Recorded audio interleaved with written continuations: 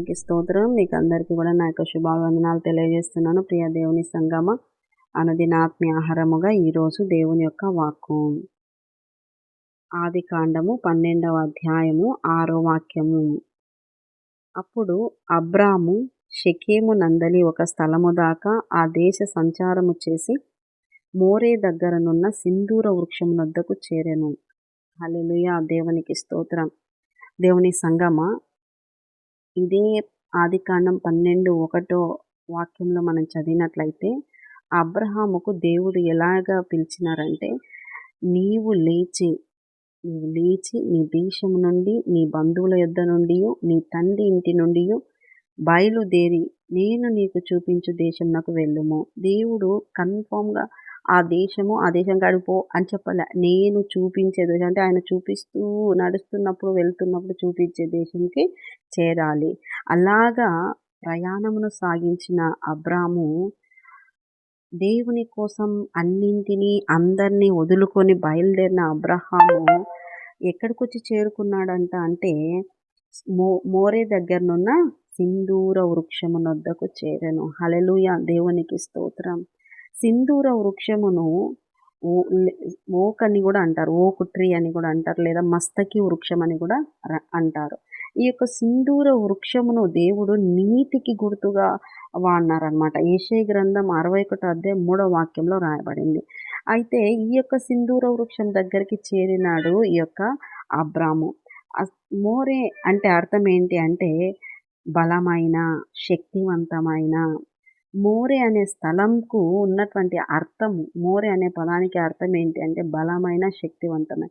అటువంటి ప్రాంతంలో పెరిగి ఈ సింధూర వృక్షం దగ్గరికి చేరుకున్నాడు. చూడండి, బైబిల్లో రాయబడిన ప్రతి మాట కానీ, ప్రతి చెట్టుగా పేరు కానీ దాంట్లో ఒక అర్థం ఇచ్చేదిగా, అది నీ యొక్క ఆత్మీయ జీవితానికి ఎంతో ఉపయోగకరంగా, ఎంతో పోల్చి నేర్చుకునేటట్టుగా దేవుడు మన కోసమే రాయించి పెట్టాడు.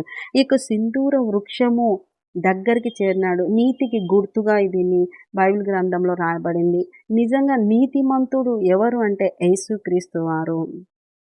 ఎవ్వరు ఏ భేదం లేదు, అందరూ పాపం చేసి దేవుడిచ్చు మహిమను పొందలేకపోతున్నారు. అయితే నీతిమంతుడైన యేసుక్రీస్తు వారు మన కోసము ఆయన తన యొక్క రక్తాన్ని ధారపోసి ఆయన మరణించి తిరిగి లేచిన పునరుత్థానుడైన దేవుడు, నీతిమంతుడు యేసుక్రీస్తు వారు. అక్కడికే చేరుకున్నారు అబ్రాము. బలమైనటువంటి ఆ స్థలము, బలమైనటువంటి స్థలంలో పెరిగే సింధూర వృక్షము యేసుక్రీస్తుకు గుర్తు. ఇక సింధూర వృక్షము దగ్గర నీకు విడుదల. యాకోబు ఆదికాండం 35:4లో యాకోబు ప్రయాణమై వెళ్తూ తన దగ్గర ఉన్న, తన భార్యల దగ్గర ఉన్నటువంటి విగ్రహాలు అంతా కూడా తీసి అక్కడ పాతిపెట్టి పరిశుద్ధతను తెచ్చుకొని పరిశుద్ధులుగా మార్చబడి వెళ్తారనమాట. శత్రువులను పట్టించేదిగా ఉంది. వెంటాడే శత్రువు సాతాను. మరణింపజేయాలని వెంటాడేది సాతాను. అలాంటి పరిస్థితులలో మరణాన్ని రాకుండా ఆపిన దేవుడు యేసుక్రీస్తు వారు. మరణము వెంటాడుతుంది. మరణము క్రైస్తవుడికి లేదు. శారీరకంగా మరణించిన ఆత్మకు మరణము లేదు. రెండవ మరణం ఆధిపత్యం లేకుండా యేసుక్రీస్తు యొక్క రక్తము ద్వారా విడుదల పొందినాము, పునరుద్ధానులము. ఈ చెట్టు దగ్గర మరణాన్ని వెంటాడేటువంటి ఒక శత్రువు ఈ యొక్క వృక్షము పట్టుకుంటుంది. ఎక్కడ అంటే ఈ యొక్క 2వ సమూయేలు గ్రంథం 18:9 దావీదు గారికి కొడుకు అబ్షాలోము. దావీదు గారిని వెంటాడుతూ ఉన్నాడు అబ్షాలోము, బాధిస్తూ ఉన్నాడు తండ్రిని. అబ్షాలోమును దావీదు ఏమనలేదు.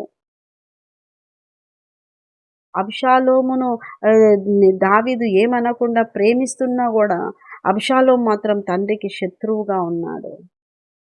చంపాలని, రాజ్యం తీసుకోవాలని, అతన్ని చంపాలని వెంటాడుతున్నప్పుడు ఈ యొక్క సింధూర వృక్షము ఆ యొక్క అబ్షాలోము ఉన్నటువంటి రింగుల జుట్టు ఆ చెట్టుకు తగులుకొని అక్కడ అబ్షాలోము మరణించడం జరుగుతుంది. దేవుని బిడ్డలారా, నీకు విడుదలైన, నిన్ను వెంటాడి ఏ శత్రువు అయినా బంధించేదిగా ఉంది. ఈ యొక్క నీతికి గుర్తైన సింధూర వృక్షము, ఆ నీతి మంతుడే యేసుక్రీస్తు. నిన్ను వెంటాడే ఏ విగ్రహాలైనా, మరణమైనా, ఏదైనా నీకు విడుదల యేసుక్రీస్తు దగ్గరనే. కనుక ప్రియ దేవుని బిడ్డలారా, నీతిమంతుడైన యేసుక్రీస్తు దగ్గరికి చేరండి. నీతిమంతుడైన యేసుక్రీస్తు దగ్గర మీ జీవితాలు మార్చుకోండి, పరిశుద్ధపరచుకోండి. నీతిమంతుడైన యేసుక్రీస్తు దగ్గర భయం లేకుండా బ్రతకండి. నీతిమంతుడైన యేసుక్రీస్తు దగ్గర ధైర్యంగా, నిబ్బరము కలిగి, సమాధానంతో, నెమ్మదితో ఉండండి. నిజంగా ప్రియ దేవుని బిడ్డలారా, నీతిమంతుడు యేసయ్య. అక్కడికే చేరుకున్నాడు అబ్రాము. ఇక సింధూర వృక్షము మనకు ఒక పాఠంగా ఉంది కదా. ఈ సింధూర వృక్షము దగ్గర అబ్రాము దేవునికి ఆతిథ్యం ఇచ్చినాడు. ఆదికాండం 18:1 మనం చూస్తే దేవుడికి ఆతిథ్యము ఇచ్చినాడు. కన్నులెత్తి ఎండవేళ చూసినప్పుడు అబ్రాము దేవుడు కనపన్నాడు. అక్కడ దేవునికి ఆతిథ్యం ఇచ్చి, ఆతిథ్యాన్ని కూడా దేవుడు స్వీకరించినాడు. దేవుణ్ణి అంటాడు, అబ్రాము నువ్వు నెమ్మది తీసుకోయా, నువ్వు ఇక్కడ సేద తీర్చుకో అంటే ఆయన సేద తీర్చుకొని ఆతిథ్యమును స్వీకరించి అబ్రహామును దీవించి, అబ్రహాముకు వాగ్దానం ఇచ్చి, నీకు సంతానాన్ని ఇస్తాను, నీకు గర్భఫలాన్ని ఇస్తానని చెప్పి వెళ్తారన్నమాట. వాగ్దానాన్ని ఇచ్చేటువంటి వృక్షంగా, వాగ్దానాన్ని పొందుకునేటువంటి స్థలంగా ఉంది ఆ యొక్క వృక్షం ఉన్నటువంటి స్థలము. విడుదల, తర్వాత వెంటాడే మరణం నుండి భయము లేకుండా ఉండేదిగా, తర్వాత వాగ్దానాన్ని పొందుకునేదిగా ఉంది. కనుక ఇవన్నీ మనకు అనుగ్రహించేది ఒక యేసుక్రీస్తు వారు మాత్రమే. ప్రియ దేవుని బిడ్డలారా, వాగ్దానాన్ని పొందుకోవాలి. దేవునికి ఆతిథ్యం ఇచ్చి వాగ్దానాన్ని పొందిన అబ్రాము వలె యాకోబు విడుదల పొందినట్టుగా విగ్రహాలన్నింటినీ దాని కింద పూడ్చిపెట్టేసి పరిశుద్ధపరుచుకున్నటువంటి బ్రతుకు ఉండాలి. తర్వాత మరణము వెంటాడుతూ ఉంది ప్రతి ఒక్కరిని. జీవము కలిగిన దేవుడు, జీవమునిచ్చే యేసయ్య కాడికి చేరి మరణము నుండి విడుదల పొందాలి, జీవమును పొందుకోవాలి, నిత్యము జీవితము జీవించాలి. పరలోక రాజ్యం చేరే విధంగా ప్రవర్తనను మార్చుకుంటూ క్రీస్తు యొక్క స్వారూప్యంలోకి మారేటట్టుగా జీవితాలను మార్చుకోవాలి. దేవునికి స్తోత్రం. దేవుని సంగమ, ఈ యొక్క సింధూర వృక్షము మనకు ఆ పాఠాలు నేర్పిస్తూ ఉంది. సింధూర వృక్షము ఆ యొక్క పాఠాలు మనకు నేర్పిస్తుంది.